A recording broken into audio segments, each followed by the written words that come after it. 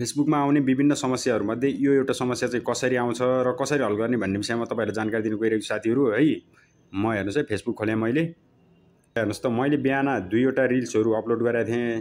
त्यो 2टा रिल्सहरू चाहिँ अपलोड भएन र मलाई नोटिफिकेसन आयो कि your video could not be uploaded, visit the video help centre to learn about common problem भनेर आयो। हेर्नुहोस् है, 2टामा आयो। मैले पहिला एउटा लोड गरेँ, त्यसपछि केही मिस्टेक भएछ कि भनेर फेरि अर्को पनि लोड गरेँ। त्यो गर्दाखेरि पनि 2टैमा यस्तो आयो। त्यसपछि म के गर्ने भनेर हेरिरहेको थिएँ है। नजान्दाखेरि एकदमै समस्या हुन्छ नि त।